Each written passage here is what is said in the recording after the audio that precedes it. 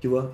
Ah mais je pense que l'usage de drogue là-dessus c'est vraiment plus par rapport à des gens qui ont tu sais, des traumatismes à essayer de mettre de côté, etc. Tu vois, c'est le principe de l'addiction aussi. Hein, mais regarde l'addiction pour les Amérindiens, c'est terrible. Bien sûr, bien sûr.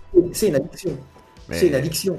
Regarde l'état d'un Maghrébin avec du hashish et l'état de Kevin avec du hashish. Voilà, c'est pas mieux. Hein. Des fois, le Maghrébin, il a une tronche, je te le dis. Le gars qui tient la barre de la tour en bas, là, il a une tronche, des fois. Ouais, mais bon,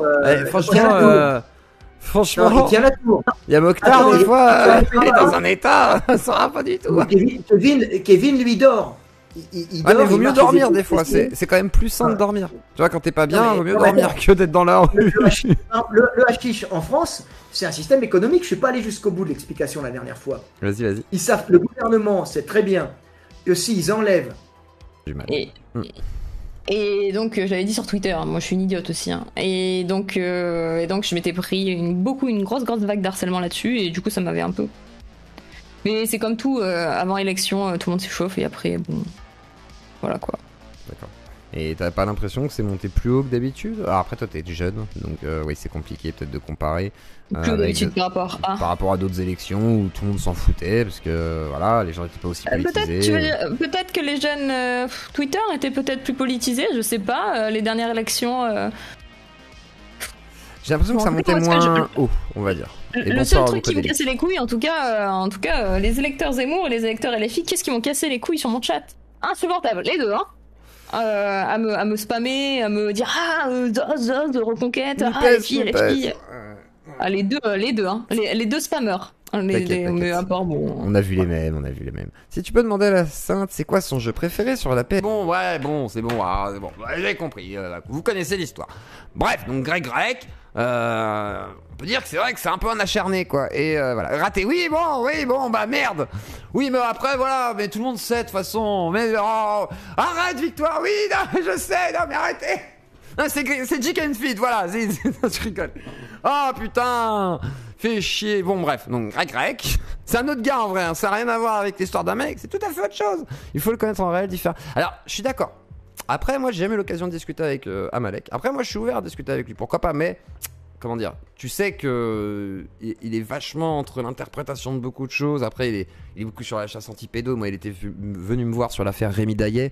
Et il m'avait dit, ouais, j'avais déjà dénoncé des trucs. J'avais vu ce qu'il avait fait. En fait, oui, il y avait des trucs intéressants. Mais lui, il est sur le côté un peu ésotérique, machin. Nous, on était vraiment sur le fond du sujet en mode, voilà. Oui, je sais, Victoire, j'ai fait le con là.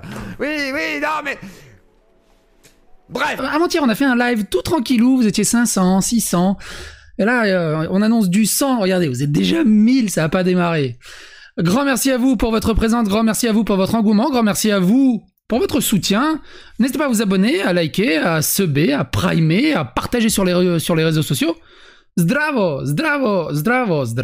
Dobroveče svima. Alors, on n'est pas chez Zioclo, donc on n'est pas là avec un mec qui souffle sur les braises à gauche à droite pour que tout le monde s'énerve. On est chez Psychodélique, ça devrait être un peu mieux quand même. Zioclo, il est pas très doué dans l'entremettage. Et évidemment, un grand big up aux modos qui vont devoir gérer cette soirée. Ça va être compliqué, mais je pense que ça va bien se passer.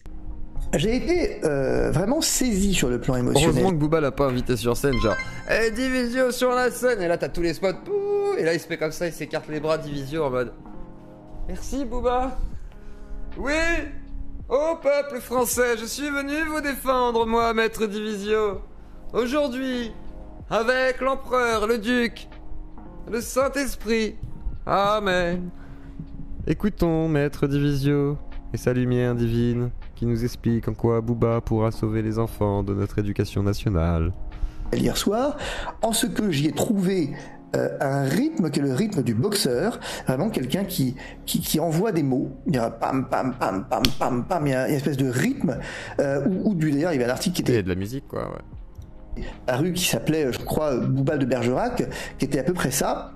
ou le fleuret si vous préférez, et il y a à la fois donc le rythme d'un côté, le rythme du boxeur. Aux artères, crever les pneus du charter. Je serais cachère si je me regorgeais.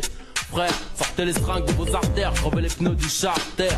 Ouais. Ça, c'est du booba pur, ça va Mais je comprends pas l'histoire du Métagore, là. beaucoup plus loin qu'un discours social, ou alors on imagine un discours qui serait immédiatement moralisateur sur les ravages de la drogue dans les quartiers. Booba, lui, saisit l'auditeur par une sorte de raccourci absolument fulgurant. Vous voyez, pourquoi est-ce que je parle de Métagore? C'est que bon, c'est à la fois brutal et à la fois il y a une sorte de résonance. Là, c'est un gauchiste aussi qui découvre le rap. Non, mais là, attends, Walter Scott, là, c'est de la branlette, hein, je suis désolé, là.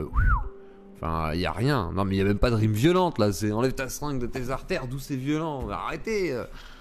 Je sais pas, un coup de crosse dans ton glace, ça c'est plus. Voilà, hein. Je veux dire que Kral est plus Métagore dans ce cas-là, faut arrêter. C'est d'où là, c'est Métagore là.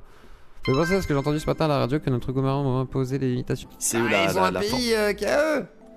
Ils vont pas, Oui, ils vont pas ça... le lâcher, tu vois. Ils vont pas dire ah bah oui, on vous le donne, tu vois, c'est mort. Ouais, après, et ils vont pas dire allez, soyez tout autour de moi et essayez de grappiller, parce qu'ils vont grappiller, c'est logique, c'est comme ça que ça se passe des guerres de territoire, façon de parler. Ouais, donc, il y a un moment, il faut que ça s'arrête quoi. Bah, il y a deux options, soit tu rases tout. Mais tu vas pas être d'accord, donc on va éviter, tu vois, genre, ouais. On va essayer d'éviter les gars.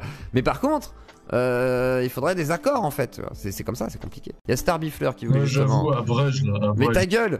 Putain, je suis obligé d'être insultant maintenant là. J'ai tous vous insulté. Bande de fils de pute. Non, réagis pas comme ça, Zioclo, c'est pas bien, c'est pas bien. Oui. Non, je sais pas faire. Je sais pas, il faudrait envoyer l'ONU, une force de pacification, on casse les murs, on casse la bande de Gaza, on casse les grilles, on dit mélangez, vous fermez votre gueule et voilà. Ah non, tu peux pas faire ça dans Israël, c'est pas possible. C'est mort. Faut le faire ailleurs. Intervention. Faut le faire ailleurs, faut le faire à l'étranger. Mais pourquoi? Parce que tu peux pas imposer à Israël. Bah non, parce que ceux qui sont revanchards, qui sont là, ils vont être revanchards à l'intérieur, c'est encore pire. Ouais, c'est logique, ils veulent pas. C'est logique. Ah, frère. mais ça se calmera avec le temps. Mais non, ça c'est bien. Faut faire déportation dans plein de pays qui les gens ils veulent. Tu dis tu vas aller où toi? Ah moi je vais aller en Thaïlande. Tu vas en Thaïlande. Tu vas aller où toi? Au Japon? Tu vas au Japon? Exode. Donc tu vas aller en exode. Tu vas aller où? Tu vas aller là. Je vais là-bas.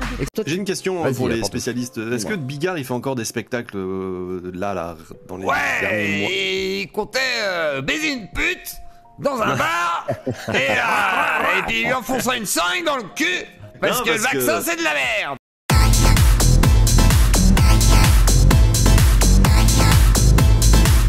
Ta gueule!